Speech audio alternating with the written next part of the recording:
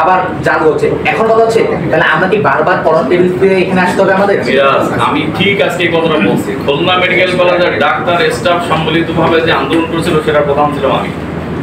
কাজে এই 3 মাস এখানে ওই যেটা বলবো, প্রথম 3 মাস এই সিন্ডিকেট ভেঙে দেওয়ার পরে খুব সহজ সুন্দরভাবে আমরা যেমন চেয়েছিলাম অনেকটা তার কাছাকাছি পৌঁছে গেছিলাম।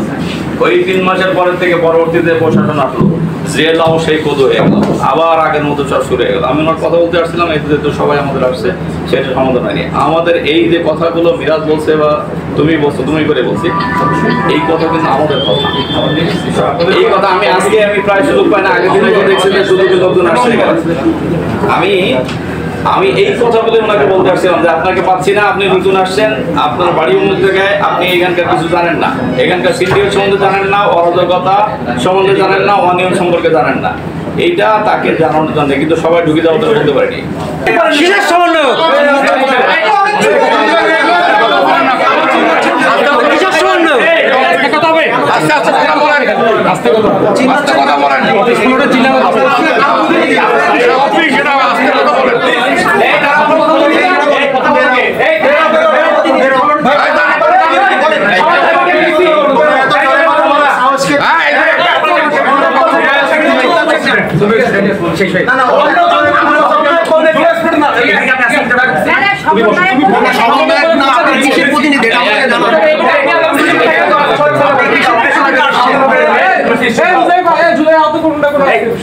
আপনার আহত কিছু না,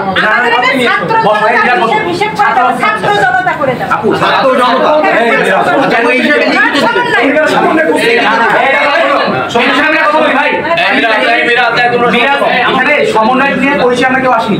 আমাদের সমন্বয় যেটা সমন্বয় আমি 5 আগস্টের 1 মাসের ভিতরে এটা বাতিল করেছি, আমি নিজে এটাকে প্রত্যাখ্যান করছি। ঠিক আছে, আপনাদের সমন্বয়ের কথা বলছেন, আমরা এখানে সমন্বয় পরিচয় আসিনি। সমন্বয়টা নামটাকে মানুষজন বিভিন্ন অপকরণে ব্যবহার করছে, এবং আপনারা যেটা বলছেন একটা মানুষের সমন্বয় ট্যাগ দিয়ে তাকে করার জন্য, ট্যাগিং করার জন্য, কালারিং করার জন্য। সুতরাং দয়া করে এই ধরনের কথা বলে আমাদের এখানে মোরাল ডাউন করা আমাদের কোনো আমি অপশন দেখি না। আমরা এখানে এসে ছাত্র জনতার পক্ষ থেকে মিরাজ এবং আমরা দুজন স্বাস্থ্য মন্ত্রণালয় কর্তৃক চিঠি ইস্যু করা মন্ত্রণালয় থেকে আমাদের দুজন ছাত্র প্রতিনিধি আমরা। ঠিক আছে, এখানে আমাদের সমন্বয়ের সাথে কোনো পরিচয় নেই, আমরা ছাত্র প্রতিনিধি হিসেবে ছাত্র মন্ত্রণালয়ের অধীনে আছি। আমরা কিন্তু দুজন এখানে আসিনি, আমরা আসছি অন্য একটা অংশ যারা বিগত কিছু ঘটনার কারণে আমরা পরিবেশিত ছাত্র এবং জনতার সম্মেলনে আমরা এসেছি। এখানে আমরা বৈষম্যবিরোধী ছাত্র আন্দোলনের পক্ষ দিয়ে না, এনসিপির পক্ষ দিয়ে না, বিএনপির পক্ষ দিয়ে না, কারো পক্ষ দিয়ে না, আমরা সাধারণ মানুষ হিসেবে আমাদের সাধারণ সেবাভোগী হিসেবে আমি কথা বলতে এসেছি। তার একটা বাচ্চা মেয়ে আছে, আমাদের বাবা মা গেছে, এরকম কোনো মেয়ে নিয়েছেন না, কিছু নিয়েছেন না?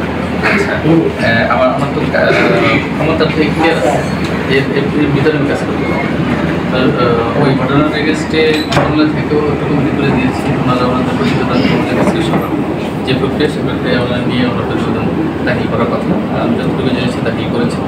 আর আমরা আমাদের যেটা সেটার প্রায় শেষ পর্যায়ে আমাদের স্থানীয় যেটা সেটা রেডি হচ্ছে, আমার কমিটি করে দিয়েছি। সেটা ওকে যে রিপোর্ট আসবে সেটা আমার একটের ভিতরে যে কাজটা করা সেটা আমি করবো না, আমি আমার সবাইকে নিয়ে কাজ করবো। কতটুকু আগাইতে পারবো আমি পারবো, আমি কতটুকু আগাতে। আমরা কিন্তু স্যার এই জন্য আমরা 3 দিন ওইটা দেখেন, 3 দিনে আমি পুরো সমস্যার সমাধান করে ফেলতে পারবো। আপনি এইগুলো সমাধান করতে পারবেন, আমাদের আশ্বস্ত করার একটা ব্যাপার আছে। আমি সমাধানে আগ্রহী বলেই যেটা নিউজটা পেয়েছি তারপরের দিনই আমি এই কমিটি করে দিয়েছি। স্যার এটা আপডেট করতে আমি প্রথমেই কিন্তু বলেছি যে আমি 6-7টা কমিটি অলরেডি করে দিয়েছি। আমরা কি অভিযোগ দেওয়া হয় নিয়োগটা হবে যদি ঘুষ নেয় এটাকে আমরা আমাদের পদক্ষেপ আমি বলি, আমাদের পদক্ষেপ হচ্ছে আমি যত বললাম 100% লোক নিয়োগে যদি কিন্তু বলা হয়েছে 100% নিচের বাইরে আমরাও যেতে পারবো না।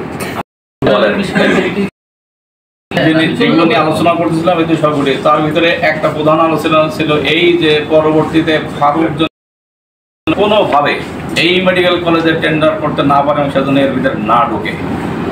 এটা ছিল আমার কথা। আমার কাছে আমার বলছে নতুন করে আপনি টেন্ডার করেন, কিন্তু ফারুক বাদ দিয়ে, আপনার যদি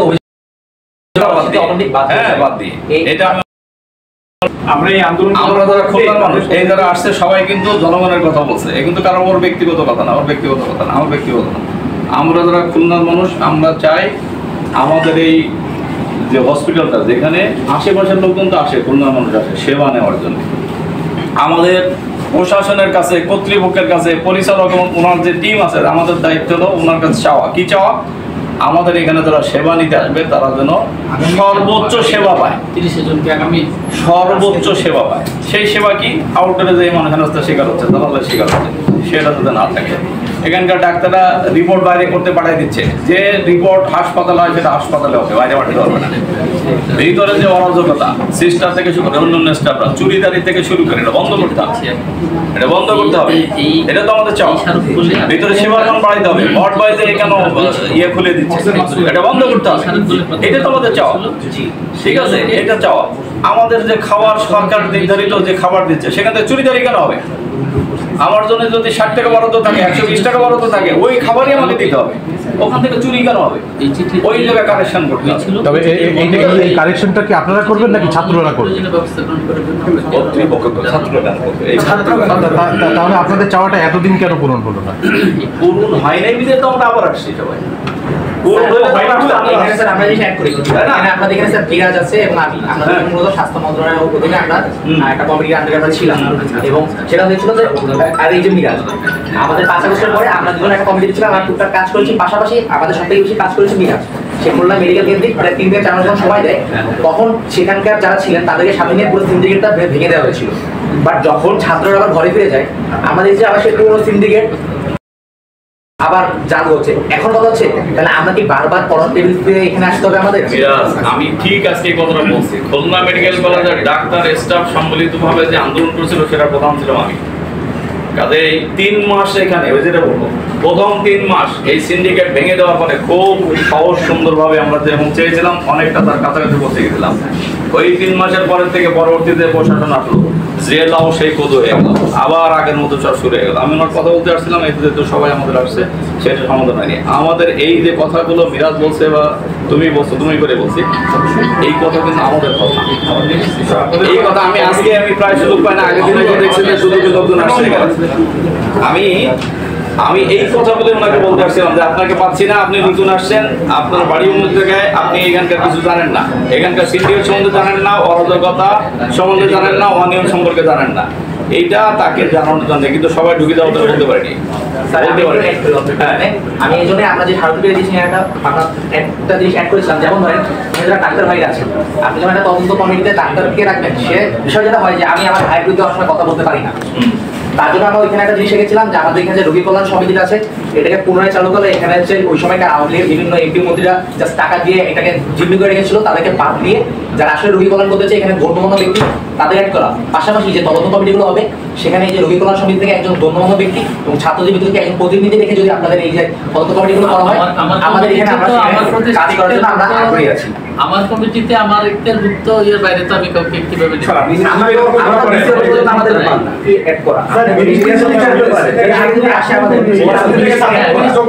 মিনিস্ট্রি কি করছে বলেন?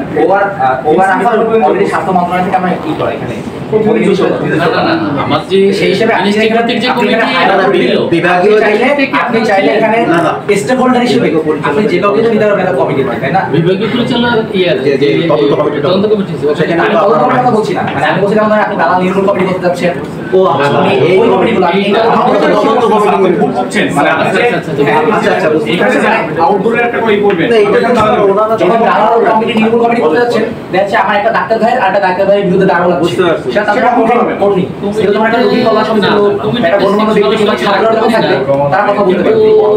এই এক্সেপ্টটা তো আপনার পরিচালক হিসেবে এখানে এটা আমার জানতে আছে, আমি জানি না আপনারা একটু যদি হেল্প ডেস্ক এটা রাখতে পারি কি না, এটা পাশাপাশি হেল্প ডেস্ক করে এখানে যে কথা বলছি আপনার দালালের যে ব্যাপারটা, আমি আসছিলাম, আমি একজন ব্যক্তি, আমি সাতটা থেকে আসি না, এই পুরো মেডিকেল আমি আগে প্রথমে এসে মনে করেন আমি ভদ্র মনে তাকে জিজ্ঞেস করি ভাই আমি কি যাবো, এই লোকটাই দালাল। তিনি কি করলো, আমাকে প্রথমে নিয়ে গেল হচ্ছে ভর্তি করা, যখন ভর্তি করা হচ্ছে দেখলাম একটা লোক একেবারে বিনামূল্যে আমাকে ভর্তি করালো, আবার নার্সের কাছে নিয়ে গেল। এইগুলো যখন করে তখন ওই লোক আমাকে নিয়ে যাবে এই ভাইয়ের ফার্মেসিতে নিয়ে যাবে, আর এক ভাইয়ের ক্লিনিকে নিয়ে যাবে, দালালের মাধ্যমে।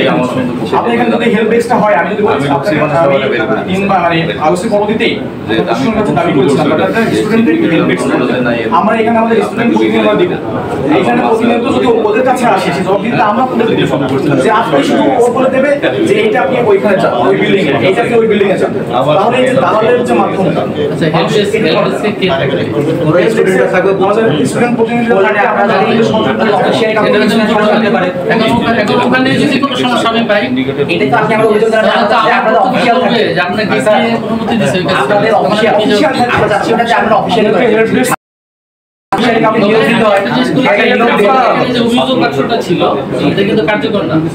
আমি ঢাকা থেকে এই লাস্টে এসে আমি অভিযোগ বাক্সের কথা বলেছি যে অভিযোগ বাক্সটা আবার এস্টাবলিশ অভিযোগ তো অনেকে লিখতেও পারে না অনেকে আছেন লিখতে পারে আপনি আপনার বয়স ছোট কারণ আমি যদি বাকি মনে হতো স্যার একটা কাউকে রিকোয়েস্ট করলে সে দুটা কথা লিখে দিবে না তাহলে মানে কিন্তু সে কোনটা গিয়েছে আমি যদি অন্তত কিছু মনে করেন না ছোট হতে পারি আপনার চেয়ে থাকতাম আমি অন্তত একটা জিনিস করতাম সেটা হচ্ছে আমি অন্তত হসপিটালে আমার কোন সেবাটা কোথায় পাওয়া যায় এটা নিয়ে চার্ট তৈরি করে দিতাম আমি হচ্ছে এই কথাটা দিতাম আমরা আপনার কাছে আসলে এরকম যেটা শর্ট সময় সম্ভব এখন শর্ট সময় একটু বাস্তবায়ন করে এটা লং টার্ম লাগে যেটা করছেন এটা আপনার কাছে তো আমার কাছে মনে হচ্ছে যে আপনি যে জায়গাগুলো প্রেজেন্ট করেছি সেটা তো আমরা একটু টাইম লাগবে সেগুলো ইম্পর্টেন্ট বিষয় সেই জায়গাতে এখন আরো কাজগুলো যেগুলো আছে সেগুলো প্রত্যেকটা জায়গায় আমি টাচ করবো টাচ করে আমি কাজ করবো কিন্তু জবাবটা হচ্ছে আমি কমিটি করা প্লাস হচ্ছে আরো যা যা বিষয় আছে সব বিষয়ে আমি কাজ করবো প্রত্যেকটা জায়গায় আমার কাজ করবো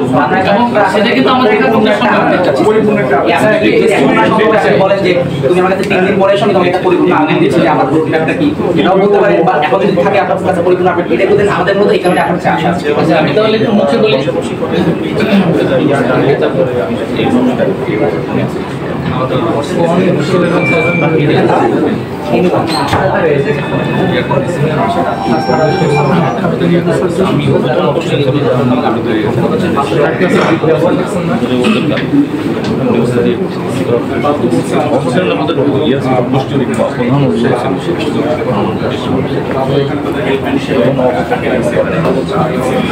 মানে যেই বলে সিটিজেন চার্জ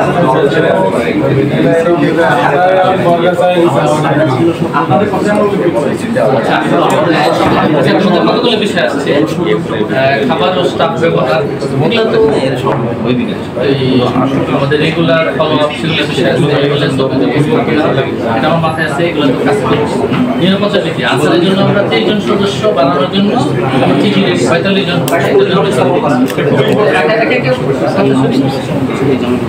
আচ্ছা আমরা জানতে চাই 3 মাস আগে সমন্বয়কদেরকে এটা কিন্তু ভেঙে দেওয়া হয়েছে আপনারা আসলে যদি সমন্বয়ক হয়ে থাকেন আপনারা প্লিজ আপনারা লিখিত দিবেন আমরা মিনিস্ট্রিতে পাঠাবো যে আপনারা সমন্বয়ক হিসেবে আপনারা প্রথমে বলছেন কিন্তু আপনারা কমিটিতে থাকতে চান আচ্ছা শুনে অথচ সমন্বয়কদের এটা কিন্তু বাতিল ঘোষণা করা হয়েছে কিসের সমন্বয় সমন্বয় কিসের কিসের সমন্বয়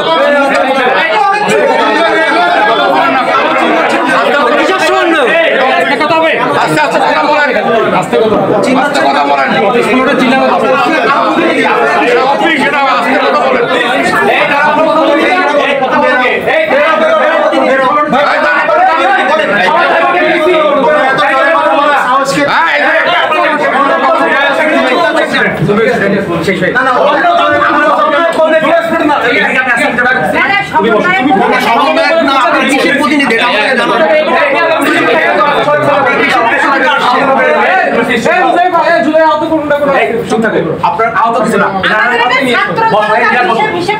ছাত্র জনতা করে দেন